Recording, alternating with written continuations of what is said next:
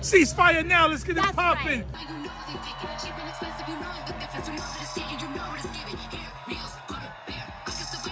No one ever gives either war love and attention.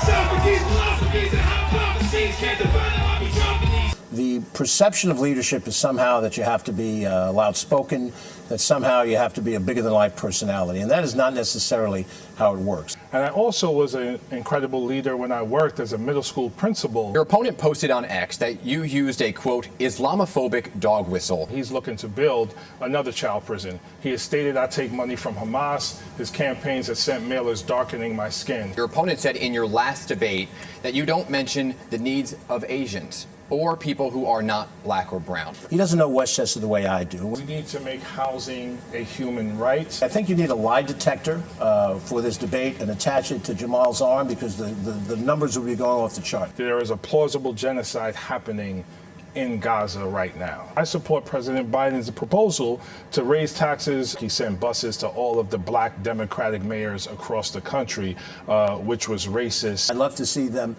make Mr. Trump come and before the courtroom and apologize for his behavior. Today we're going to look at the primary race for the 16th District of New York. The clips you saw in the beginning were from a rally with Alexandria Ocasio-Cortez and Bowman in New York City, and then the debate between Bowman and his opponent, George Latimer. The race overall is basically the progressive squad side of the party versus the more establishment side of the party, with AIPAC spending almost $15 million to fund Latimer due to Bowman's stance on the Israel-Palestine war. As far as the rally goes, this shows that Idiocracy is alive and well in New York City, and it makes sense if your voter base are young, idiot progressives, then you're going to jump around on stage like an idiot and try to appeal to them. Here's some more highlights from AOC and Bowman that could have been a scene in the aforementioned Idiocracy.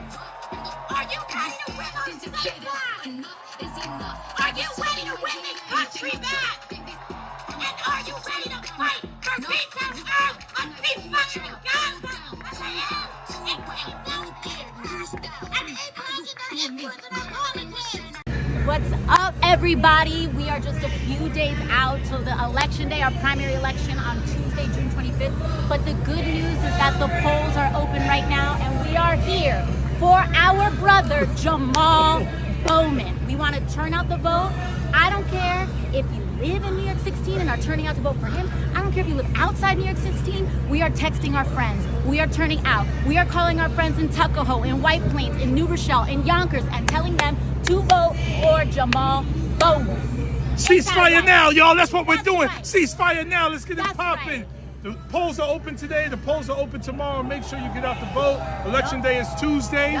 Let's go. We need record turnout all across the district, especially in Yonkers, Mount Vernon, New Rochelle, Co-op City, and Edenwald. Let's get it popping. Let's change the world. It's the many versus the money. We're going to win. Right. Let's go, baby. We're going to win. We're going to take on AIPAC, and we're going to kick some Wall Street ass. So let's go. Stop the bombs.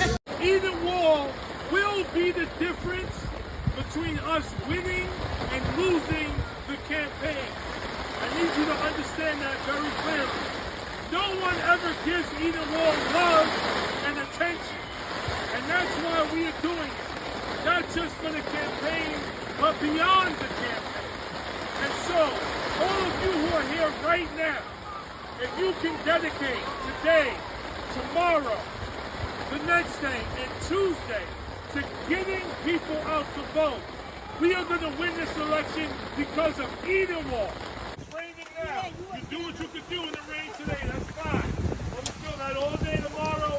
We still got all day Monday. And we still got all day Tuesday. All right? Yeah. Woo!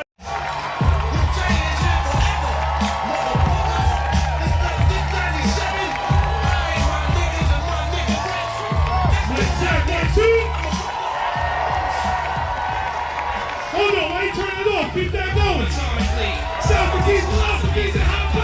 can't define how I be dropping these mockeries. Lyrically perform armed robbery. Free with the lottery, possibly they spotted me. Battle scar shogun, explosive with my pen, it's tremendous. Ultraviolet sound blind for business. I inspect you through the future, see millennium. Killer B, sold 50 gold, 60 platinum. Now that you've watched that and lost some brain cells, you might as well continue on to the primary debate for the 16th District of New York. Because this is New York, it's almost a certainty whoever wins the Democratic primary will be the member of Congress representing the district. But there is a good possibility that Bowman will lose his seat, which would be a pretty big blow to the so-called squad. And after watching the debate, it was pretty obvious that was the stance that Latimer tried to take was, I am not a squad member, and he is. The strategy of Bowman is pretty simple. He takes the most left-wing position possible on pretty much any issue. And then when he faces any sort of criticism or pushback on those policies, he just claims racism. Similar to when white supremacy made Jamaal Bowman pull a fire alarm in a Capitol office building. Congressman Jamaal Bowman from New York is now charged in D.C. with one count of falsely pulling the fire alarm. He was seen on video pulling a fire alarm inside the Capitol as Democrats were trying to delay a key government funding vote. Overall, I think the biggest takeaway from the debate is, again, this is the battle between the progressive side of the party and the more establishment side of the party. In the fact that if Bowman does end up losing in the primary, it will not be because of something having to do with America. It will be because he did not have enough support for another country, which is just another indication of how weird our politics have become. What sets you apart from one another? And why does the way in which you lead better serve the people of NY-16? Mr. Latimer, we're going to have you go first as you are the leader in our most recent poll. You have 60 seconds here. Well, thank you, Dan. Thank you, Henry. Leadership represents the ability to bring people together and solve problems and to find common ground so that you can move forward. The perception of leadership is somehow that you have to be loud-spoken, that somehow you have to be a bigger-than-life personality, and that is not necessarily how it works. I actually studied leadership when I received my doctorate in educational leadership. And I also was an incredible leader when I worked as a middle school principal in the Bronx for 10.5 years. There are many different forms of leadership. My form of leadership is servant leadership. I like to serve the people in the district and serve my community. How can Congress ease the financial burden that American families are feeling? 60 seconds. We need a federal jobs guarantee. We need to invest in the NLRB to support workers and foreman unions.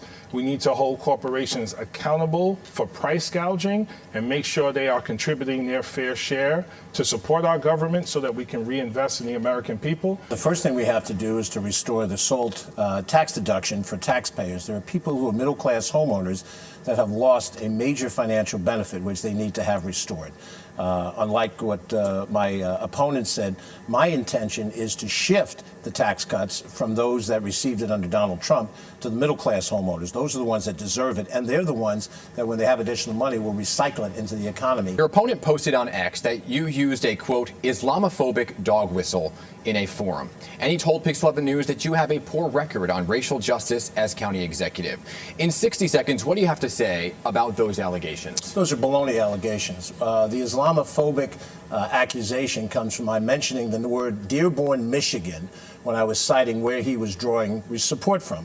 And the reason why I use Dearborn, Michigan is not because of his Islamic presence there. It's because Representative Tlaib and he created a joint fundraising committee on February 14th, Valentine's Day, in which money that she raised now could go into his campaign. That's why I mentioned Dearborn.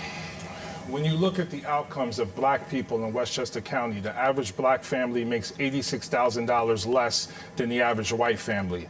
14% of the children in Westchester County are black. They make up 62% of the children in child prisons, and he's looking to build another child prison. He has stated, I take money from Hamas. His campaigns have sent mailers darkening my skin. He has an abysmal record when it relates to racial justice and equality in Westchester County, and we need to hold him accountable for that. Your opponent said in your last debate that you don't mention the needs of Asians or people who are not black or brown. So in 60 seconds, what do you say about those allegations? That's a joke. We've worked very closely with the Asian American community since we've gotten into office. We've stood up to anti-Asian hate in Scarsdale and other parts of the district. We represent the entire district, every corner of the district. I grew up in the south side of Mount Vernon. Jamaal did not. Jamaal came to Westchester within the last 10 years or so. He doesn't know Westchester the way I do. When he talks about what we have or haven't done in the poor communities, he doesn't know. He's not in the district enough to know. He knows that it's a good political attack to say those things, but the people who live in Mount Vernon and Yonkers know. What's one specific thing you would do in the next term of Congress to address affordable housing? 60 seconds. We need to make housing a human right. There's a bill, Housing for All Act, the Housing for All Act, that seeks to invest $1 trillion in affordable housing over the next 10 years to make sure we build affordable housing, truly affordable for low-income people and working-class people across the country, because everyone should have a safe, dignified home. I would agree. I think you need a lie detector for this debate and attach it to Jamaal's arm, because the numbers will be going off the chart. He accuses us of building child jails. He accused us of a host of different things that are just crazy. The bottom line is, I didn't run from Mount Vernon. Did you run from public housing when you lived in public housing? You lived there for a while, and then you moved elsewhere. Here's the bottom line, and this is specific. I would call Speaker Hakeem Jeffries, and I would say, Mr. Speaker, please set up a meeting with me for the leader of Region 3 of HUD in New York City. I want to go in the first month of being a congressman, and I want to go into facts and figures on the various projects that are being worked on in Yonkers, in Mount Vernon, in Portchester, in Wakefield. That's why I say you use the word genocide. Be very careful what you're saying, because what genocide was gas chambers and people who were herded into a building for the purpose of being killed. Mr. Latimer, in the months since you made that comment, there have been thousands of additional civilian casualties reported in Gaza. So we ask you now, is what's happening on the ground in Gaza a genocide? You have 60 seconds. No, it is not genocide. Let me tell you what it is. It is the unwillingness of Hamas to sit down at the table. President Biden and Secretary Blinken offered a program this very week that had the support of the United Nations, also had the support of Israel's willingness to go along with it. Hamas has to release hostages. We should conduct ourselves as a diplomatic democracy, not as a nation that supports and condones just this slaughter of tens of thousands of civilians and almost 10,000 children. We are allowing babies to be killed because of our policies. So, Mr. Bowman, are you saying that the White House is condoning genocide? You have 60 seconds here. I'm saying the United States Congress should not be sending weapons to Israel at this time, because according to the ICJ, the International Court of Justice, there is a plausible genocide happening in Gaza right now. He will not save Palestine because he wants to erase them from the consciousness of the American people. Say Palestine. Acknowledge Palestinian people. Let me see you do that. Have rebuttal? Mr. I'm going to come to you in 1 second, but Mr. Bowman, I want to stay with you for 1 second here, because I heard you say Congress, but is the White House condoning genocide was the question. 15 seconds. Is the White House condoning genocide?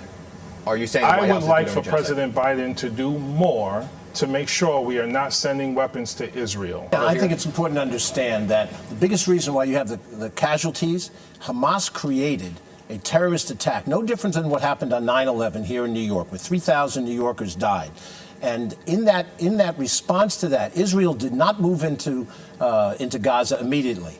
And during that period of time, what Hamas did cynically was to put their citizens in between the military force and hide the hostages and put those civilians out there to be killed. But that two-state solution has to be negotiated between the Arab world and the Israeli world. Hamas cannot be at the table. They're a terrorist organization. Why can't you say and the state of Palestine, why can't you wait till your rebuttal? I'm trying to follow the rules that Dan and Henry have set out. The bottom line is this. It is a difficult situation, and you cannot come to this kind of situation putting gas or kerosene on a raging fire. Recently, Governor Kathy Hochul and Mayor Eric Adams have weighed in on people wearing masks. Governor Hochul says she would like to see a ban on mask wearing in the subway system. Mayor Adams says he would like to see a ban on mask wearing during protests, much like we saw in New York a few years ago. Both of these bans obviously would impact your constituents. Mr. Latimer, coming to you first. Would you support any ban on wearing masks? You have 60 seconds. Well, we've used our authority with our public transit areas to have masks allowed for when the public health necessary was apparent.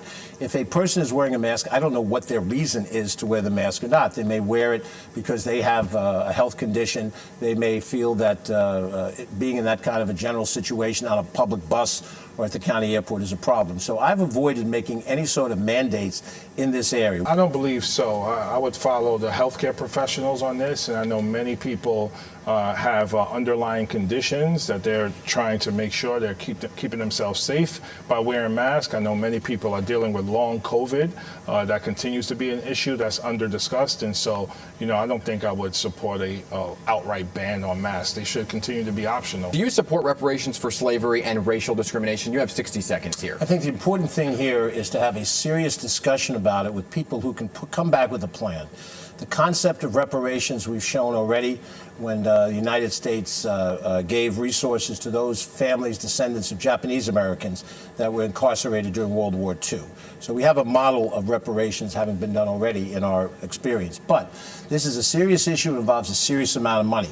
And I think that what New York State is doing is the national model to follow. You just heard him mention that $14 trillion, which you support in reparations, which is about 3 times more than the U.S. collects in taxes in just 1 year, Mr. Bowman. So how would you pay for that? You have 60 seconds.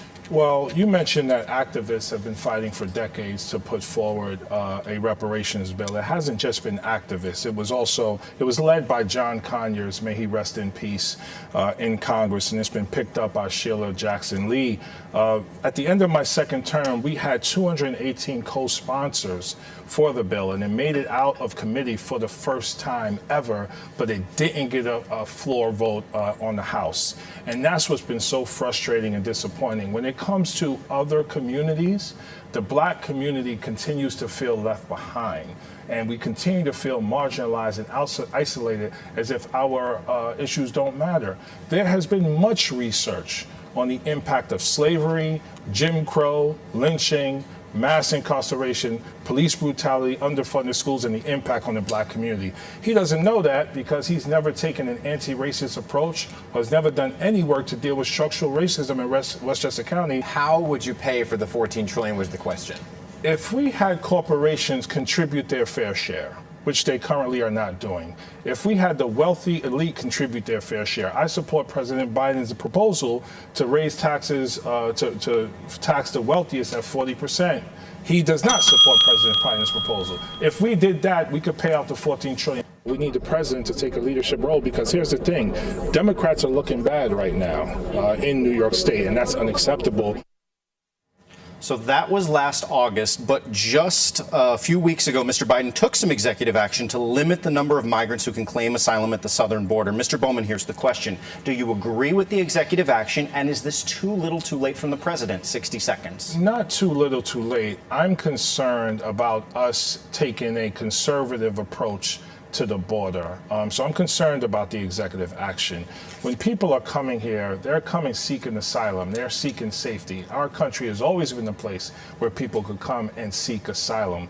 What we have to begin to do is deal with the root causes of mass migration. It's a step in the right direction, but the real solution has to come from legislative action, and a bipartisan group met to try to work through the different issues that are involved. There does need to be additional border security. There needs to be a restructuring of the asylum system. There needs to be some path for citizenship. There also has to be some ability to control the amount of numbers that come into the country. Our resources are not sufficient to provide room and board for individuals who are here. That is why New York City is paying for that while they're here. So I heard your answer previously, Mr. Latimer. Should the people of Westchester be bearing more of the burden when it comes to the New York migrant crisis? 60 seconds here. The important issue is, should the federal government be paying for this in its entirety? Mayor Adams has made the case that New York City can't afford to do this either. So I said nothing different than what Mayor Adams has done. Westchester County's resources, the property taxation and the sales taxation that we have, cannot possibly provide enough money for an influx of those migrants. I think the burden needs to be shared across the country.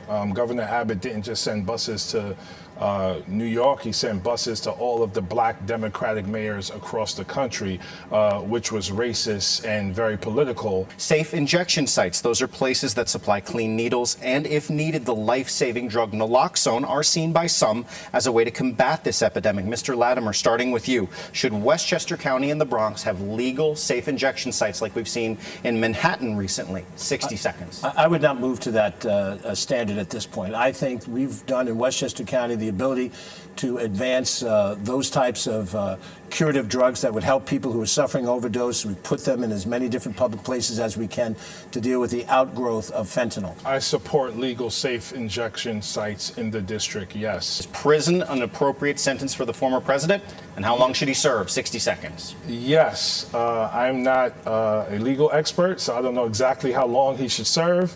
But yes, prison is appropriate for the former president. The former president incited an insurrection. 60 I leave it to Alvin Bragg to determine what the proper sentence is and also the legal system. The judge has operated very fairly in this case. What I'd love to see is them make Mr. Trump come and before the courtroom and apologize for his behavior. That would be even greater than putting him in jail. But, we'll see how that plays out. Is President Biden limiting the Democratic Party's potential to flip or maintain seats down ballot in New York and nationwide? You have 60 seconds here. President Biden is our standard bearer. He will be the Democratic nominee for president. I support him. I will work on his behalf. And I haven't been in any rooms with him, so I'm not exactly sure where these other comments come from.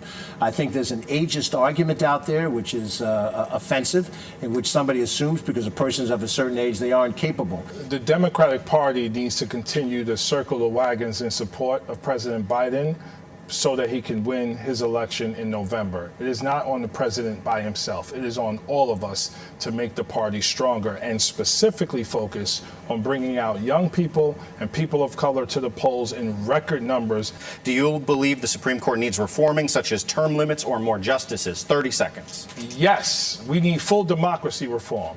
Term limits for the Supreme Court justices, ethics reform to hold them accountable when they take money from Republican billionaires like my opponent. We need to expand the Supreme Court because it's the same size it was in the late 1800s. We also need to get rid of the filibuster in the Senate so we could pass real legislation. I believe in Supreme Court reform. I'd like to see the bill. I think it makes sense to see the bill since they haven't proposed it officially yet. I certainly believe term limits are warranted. We have term limits on judicial positions in New York State. There's no reason that we shouldn't have term limits at the Supreme Court. As far as expanding the court, be careful for what you ask for because you could expand the court and wind up having Republicans add those extra seats. So I'd be a little careful before I mess with structural change.